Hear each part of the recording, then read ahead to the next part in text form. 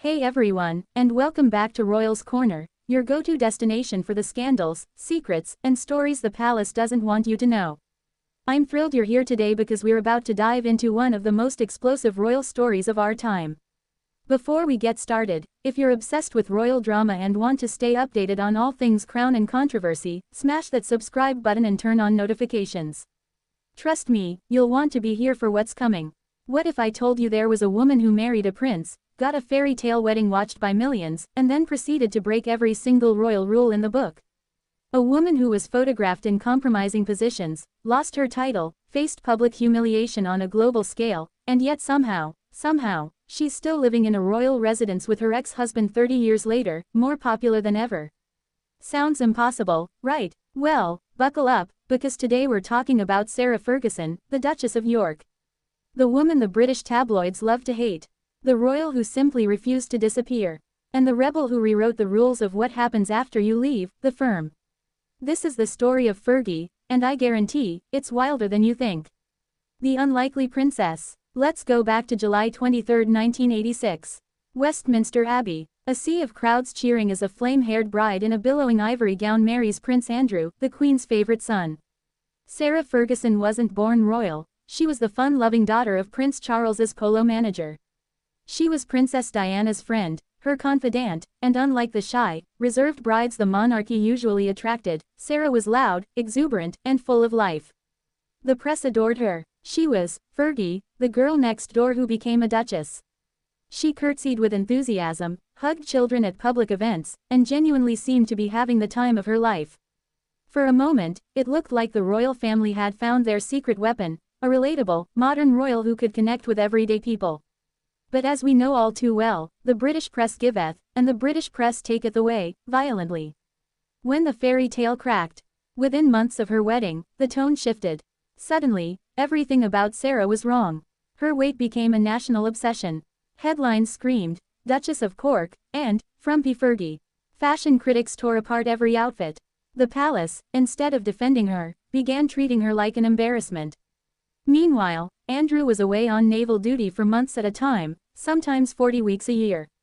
Sarah was left alone in a gilded cage, raising two young daughters, Beatrice and Eugenie, while being psychologically tortured by the tabloids daily. No support from the palace. No protection, just judgment, isolation, and impossible standards. She tried to diet, she tried to smile, she tried to be what they wanted. But nothing was ever enough. And then, she made the decision that would change everything. She decided to stop trying. The photograph that broke the internet before the internet. August 1992. The south of France. Sarah is on vacation with her financial advisor, John Bryan, and her daughters. She's technically separated from Andrew, though not yet divorced. She thinks she has privacy. She doesn't. Photographers with telephoto lenses capture images of Bryan kissing Sarah's toes by the pool. The photos are published everywhere. Everywhere. Front pages around the world. The scandal is nuclear. The palace is reportedly apoplectic. The Queen is said to be mortified. But here's the kicker. Sarah was at Balmoral Castle with the royal family when the photos were published.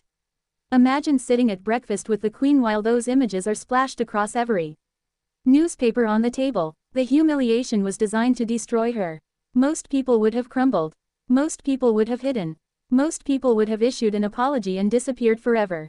Fergie did the opposite. The rebel emerges. After her divorce in 1996, Sarah did something revolutionary. She became completely, unapologetically herself. She moved to America and reinvented her life. She wrote best-selling children's books. She became a motivational speaker. She openly discussed her struggles with weight, self-esteem, and the trauma of public shaming. Did she make more mistakes? Absolutely. In 2010, she was caught in a sting operation offering to sell access to Prince Andrew for £500,000. She was broke, desperate, and made a catastrophically bad decision. She owned it immediately. She apologized publicly, called herself an idiot, and took full responsibility. And that's what makes Fergie different from every other royal. She's human in public. She doesn't hide behind palace walls and carefully crafted statements. She bleeds where we can see it, and somehow, that makes her more relatable than any perfectly polished princess could ever be. The love story nobody expected. Now here's where it gets really interesting. Sarah and Andrew divorced in 1996, right? But they never actually separated. Not really. They still live together at Royal Lodge in Windsor. They holiday together. They call each other best friends and soulmates. Andrew has publicly said he married the best person he's ever known.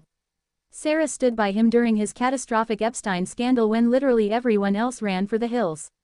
They're divorced but inseparable. They couldn't survive the pressure of being married royals, but they could survive everything else, together. If that's not the most unconventional love story in royal history, I don't know what is. The Rebel's redemption. Fast forward to today. Sarah Ferguson has battled breast cancer and skin cancer with characteristic openness and courage. Her daughters, Beatrice and Eugenie, are devoted to her and credit her with being an incredible mother. The public has largely forgiven her past mistakes and sees her now as what she always was, a flawed, real, resilient woman who refused to be broken. She didn't play by the rules. She didn't fade quietly into obscurity like the palace wanted. She built a life on her own terms, made her own money, controlled her own narrative, and proved that life after royalty isn't just possible, it can be powerful. Sarah Ferguson is the rebel royal who showed us that the palace doesn't get to write the final chapter of your story, you do. She lost her title, her dignity was attacked, her mistakes were weaponized against her, and yet she's still here, still standing, still smiling. She's the cautionary tale and the success story all rolled into one very complicated, very human package. So what do you think? Is Fergie a victim of the system, a survivor who beat the odds, or something else entirely? Let me know in the comments. I love hearing your perspectives. If you enjoyed this royal deep dive, hit that like button and subscribe to Royals Corner for more untold stories from behind palace walls.